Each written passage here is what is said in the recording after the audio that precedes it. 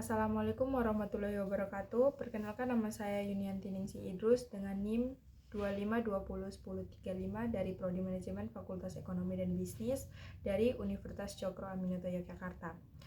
Di sini saya akan mempresentasikan identifikasi dan penjelasan masalah-masalah ekonomi.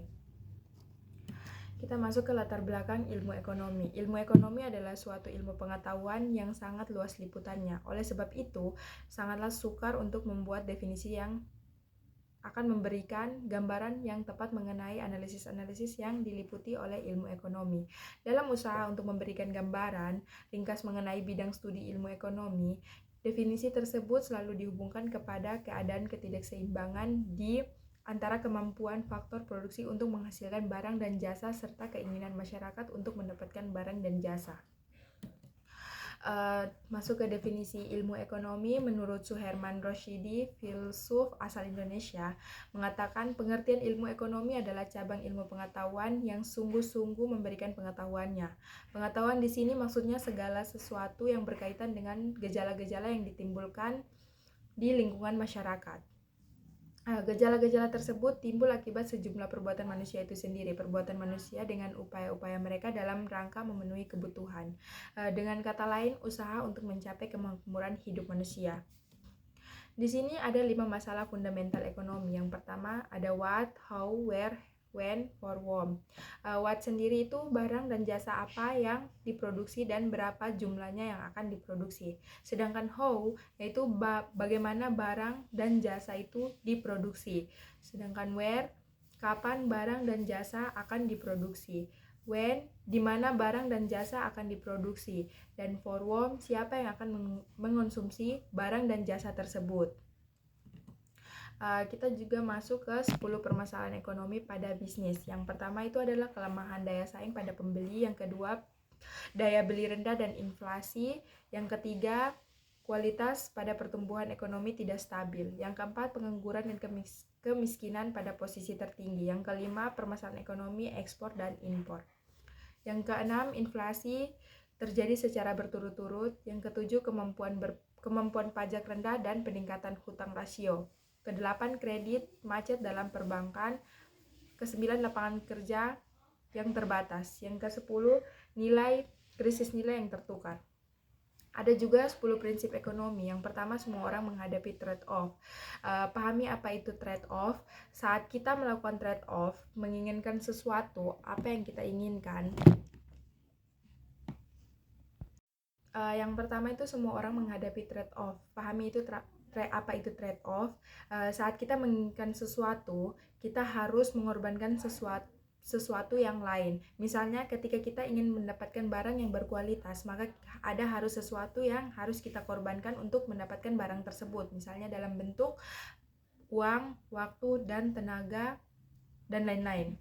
Yang kedua, mengorbankan biaya untuk mendapatkan sesuatu. Inilah yang sering disebut dengan opportunity cost atau biaya kesempatan.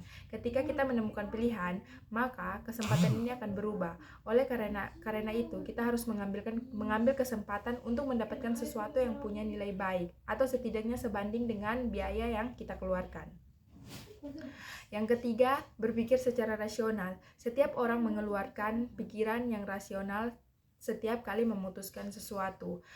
Berpikir secara rasional akan membuat seseorang memahami keuntungan dan kerugian setiap kesempatan yang dipilih. Yang keempat, tanggapan terhadap insentif. Pada umumnya, manusia akan lebih aktif ketika ia akan mendapatkan keuntungan tambahan dari hal-hal yang dikerjakan. Misalnya, ketika seorang ditawarkan insentif untuk bekerja lebih keras, maka ia akan mengambil keputusan tersebut. Yang kelima, perdagangan menguntungkan semua pihak. Prinsip ekonomi mendapatkan spesialisasi sebagai contoh suatu negara memproduksi barang dan jasa berdasarkan kemampuan terbaik yang dimiliki, kualitas baik, produksi tinggi, biaya produksi rendah. Lalu menjual produk tersebut ke negara lain yang produksinya tidak optimal untuk barang tersebut. Negara yang produksinya tidak optimal akan membeli barang dari negara yang produksinya optimal. Yang keenam, pasar dan saran terbaik dalam mengordinasikan kegiatan ekonomi.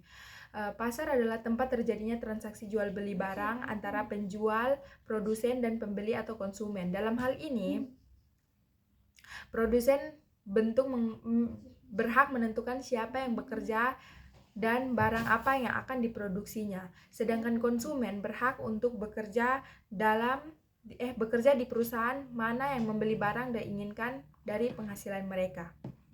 Yang ketujuh, pemerintah dapat meningkatkan faktor produksi. Pemerintah dapat meningkatkan intervensi di bidang ekonomi. Hal ini dilakukan melalui pasar dengan membantu para pedagang di pasar sehingga dapat menguntungkan penjual dan pembeli. Intervensi pemerintah tersebut dapat membantu penjual dalam memaksimalkan penghasilan mereka, yaitu dengan menambah barang atau stok dagang. Yang kedelapan, standar hidup negara bergantung pada kemampuan dalam memproduksi barang dan jasa. Kemampuan faktor produksi menjadi penentuan standar hidup di suatu negara. Negara yang para pekerjanya menghasilkan barang dan jasa dalam jumlah tertentu dalam satuan waktu, sebagian besar masyarakatnya hidup dalam standar hidup yang tinggi. Begitu juga sebaliknya, artinya tingkat pertumbuhan produktivitas suatu negara akan menentukan tingkat pertumbuhan pendapatan rata-rata. Yang kesembilan, inflasi terjadi jika pemerintah mencetak banyak uang.